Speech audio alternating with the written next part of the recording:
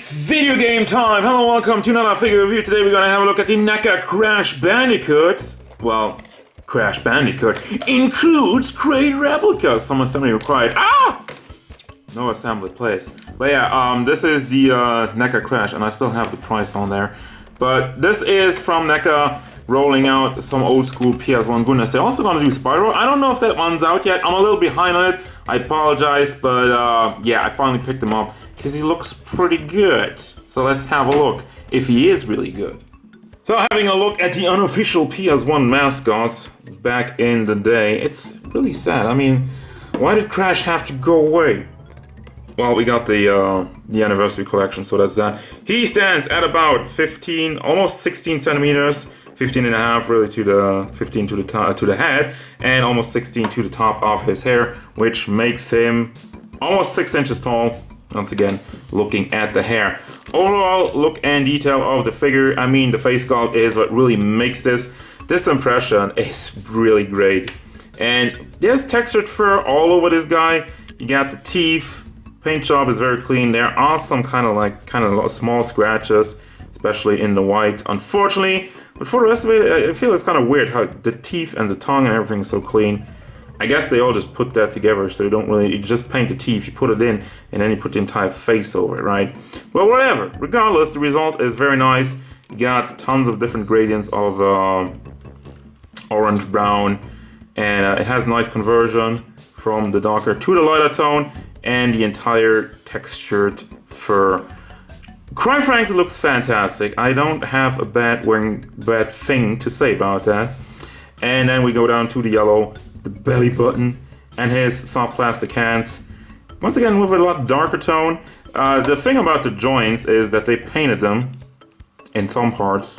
I mean, they painted over. Well, they didn't paint it over there, but the hand joint, when it's straight, can't even see it because they painted it on, but then you move it and it leaves a little bit of a paint issue. But I'm not even faulting them for that. How are you supposed to have all the different joints that line up with all the different types of paint that went into this guy? He has a lot of different shades of brown and orange, so not a complaint, just something to make sure that you know of. And then we go down to the pants, kind of sweatpants with the white and the light blue and the dark blue. And he has the pocket in the back and his sneakers. Once again, very nice texture. In the texturing department, they really knock it out of the park.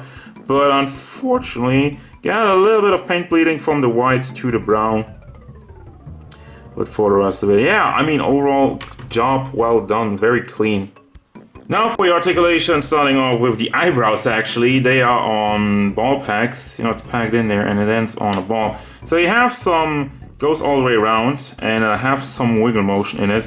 It's not the greatest, but it's a very nice feature. They didn't have to do that, and I appreciate it with a very expressionate character like Crash that you can move the eyebrows around. So that's cool. Hat moves back, hat moves forward, hat tilts side to side, and it doesn't go all the way around. What they did is, I can probably show it.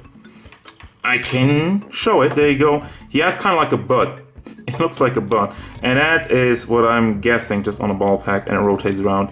And yeah, that's actually very nifty, having this entire piece covered up by the big hat, and it's really impressive. I feel like the hat has some very good range on there. Then for the shoulder articulation, you got a hinge in there, goes up 45 degrees. Doesn't really go forward or back. I say really, it doesn't go forward or back. Goes all the way around though, so that's nice. Same for your elbow. Goes up, has a hinge 45 degrees, and you can rotate it around all the way. For the hand, we got another hinge in there. There it is, nicely hidden. And the hand is kind of soft, plasticky, so it will bend with it. And it actually, once again, really impressive. You don't see a joint, but it gets some really good motion. Chest articulation, goes back, goes forward, and tilts side to side. And goes all the way around as well, same thing. Don't have anything at the pants. Could have done a swivel, but whatever. Disappointing though, for your legs, those are only on ball joints. So they're really limited. Can rotate it around, can bring it forward, can't really bring it to the back, and does go out like that. As you would expect from ball joints. It's not the best that they don't have hinges in there. Disappointing, but for the knee, same thing as for your elbow. has a hinge, rotates, doesn't go up all the way because it gets blocked by the pants. And for your foot articulation, I think it's just on the ball, it goes forward, goes to the back, tilts side to side, oh so slightly, and goes all the way around.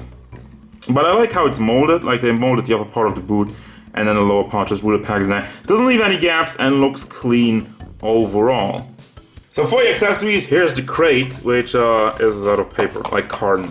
Yeah, it's a carton, out of carton. Even though it's supposed to be a wood crate. Yeah, I don't really care for this. It's just like, whatever. They did it, and it's fine. It looks okay, but it's just made out of paper. And I don't really care, and that's all the accessories you're gonna get with this guy. So that already brings me to the final thoughts, since there's nothing else to cover here. What do I think about this figure? He's very nicely done. Overall mold is perfect, and the paint job is nice. And the only really downside I see in the articulation are the legs, that they're just on ball joints. But really anything else is really good. Stability is also great because he has big feet, and you have just the right amount of wiggle motion for the feet joints to kind of adjust to some nice poses. Now, I did say he doesn't really have any accessories at the price point. That's acceptable. That's fine. I mean, it's Neca. I really have to remember, you guys, like this is a lot more of a budget figure than a Figure Arts or Figma. This clocks in at like 20-25 bucks or something around that line. So for the size, for the articulation, for the look, I think that's perfectly fine. I also want to mention that they're doing different versions of Crash. You get one with the hoverboard and one with like a scuba gear. So if you want more accessories, you can get those. But yeah, if you I just want the generic Crash. I just wanted the Crash figure. So that's why this guy's here, and I don't have the other stuff. But yeah, you can get the other ones. And by the way, which I think is really nice, I've seen the one with the hoverboard. He has a different face. He has a different facial expression on this one. So if you really want to complete your Crash collection and you want to have all the accessories and you want to have all the Crashes, you're getting a little bit of a different Crash in the hoverboard version, in the scuba diver version. So that's really cool overall. It has nothing to do with this review, but I wanted to mention that so you know. And yeah, obviously recommended. I don't have a single issue with this figure. It looks really good and is very nicely engineered and painted and done at the price point. So that's gonna do it. Recommended as usual, guys. Thank you very much for watching. Don't forget, if you enjoyed this review, hit it up with a like and subscribe to the channel so you can stay tuned for more figure reviews, card game stuff, and whatever Crash wants.